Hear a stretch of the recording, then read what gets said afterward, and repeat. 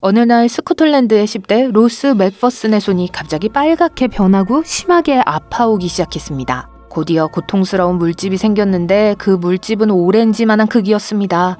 이 때문에 로스는 스스로 옷을 입는 것조차 힘들었습니다. 불편함은 견딜 수 없었고 이 악몽을 없애기 위해 의사의 도움이 필요했습니다. 알고 보니 그는 집 근처에서 자전거를 타다가 무해해 보이는 식물에 실수로 손을 스쳤어요. 이 모든 악몽은 매우 위험한 식물인 큰 돼지풀이 원인이었습니다. 큰 돼지풀은 영국에서 가장 위험한 식물로 알려진 독성 유사 식물 그룹입니다.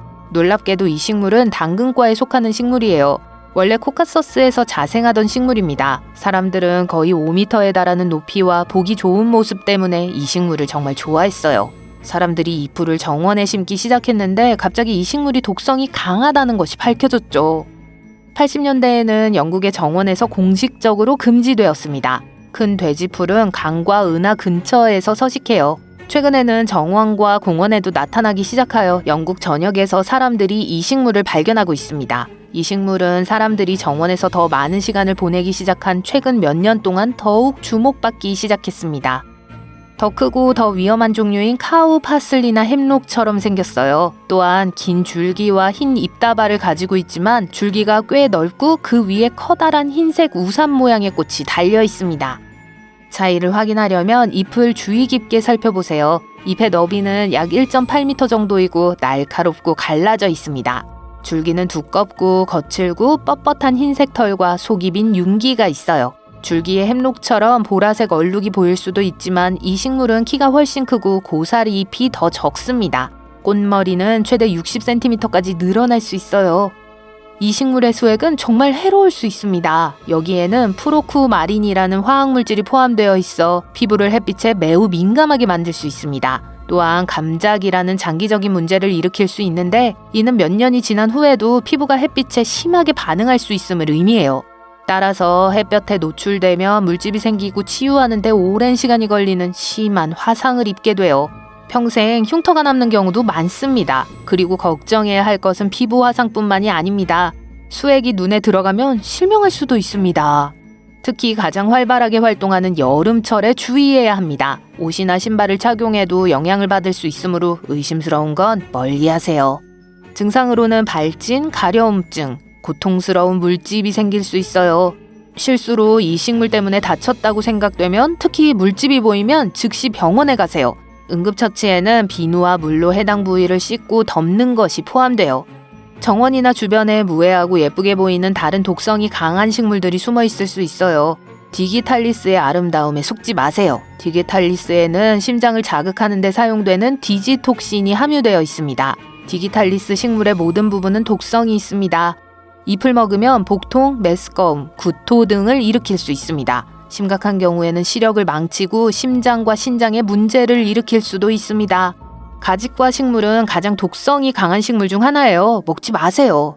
열매 몇 개에도 사람에게 치명적일 수 있는 트로판 알칼로이드가 함유되어 있어요. 이 식물은 토마토과에 속하는 식물입니다. 예전만큼 흔하지는 않지만 산림지대에서 볼 수 있습니다. 토마토, 감자, 고추, 가지, 헛개나무 등 그 가족은 매우 광범위합니다.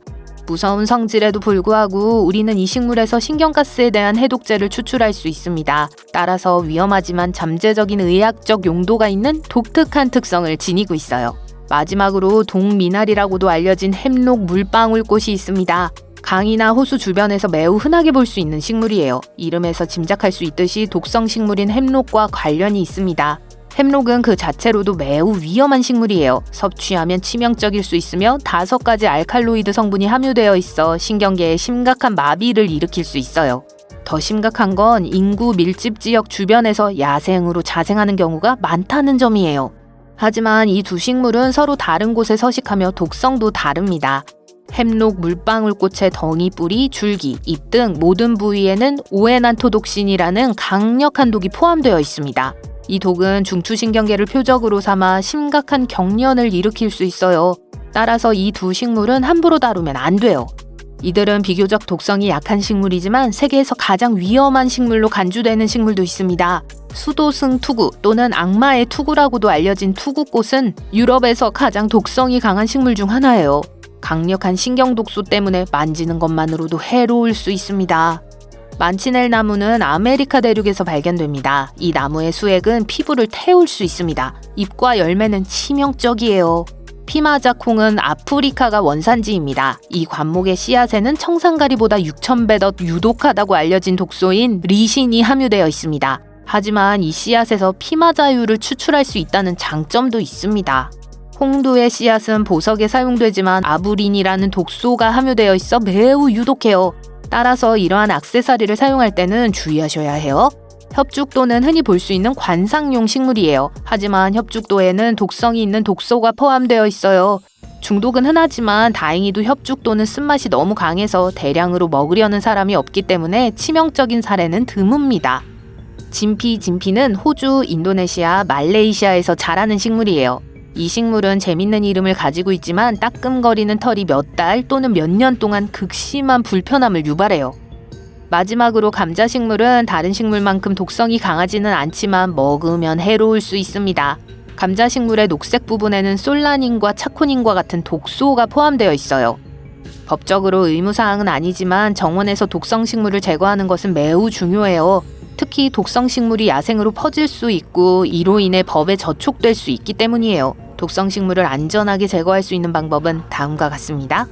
먼저 장갑과 마스크 등 보호장비를 착용합니다. 피부를 완전히 가리고 아무것도 피부에 닿지 않도록 하세요.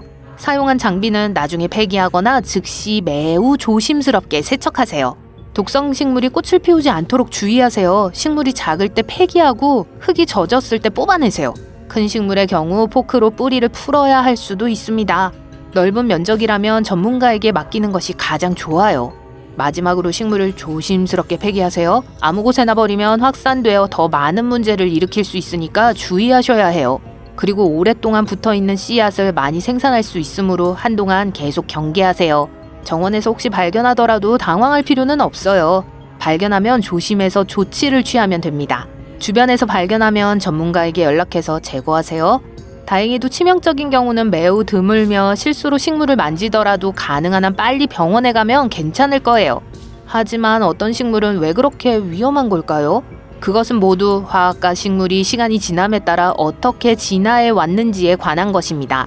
식물은 동물에게 먹히지 않도록 자신을 보호하기 위해 독소를 개발해요. 이웃식물보다 독성이 조금 더 강한 식물은 동물이 피하기 때문에 생존할 확률이 더 높아요.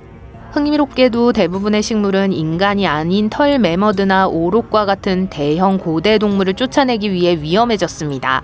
그렇기 때문에 이러한 독소는 치명적이지 않은 경우가 많아요. 이 식물을 먹은 동물들이 불쾌감을 느껴서 먹지 않게 하려는 의도였을 뿐입니다. 이제 이 큰 동물들은 멸종했고 아무도 이 식물을 건드리지 않습니다. 불행히도 그들은 여전히 편집증에 걸린 채 진화했어요. 그래서 우리가 할 수 있는 일은 가능한 한 멀리 떨어져 있는 것뿐입니다.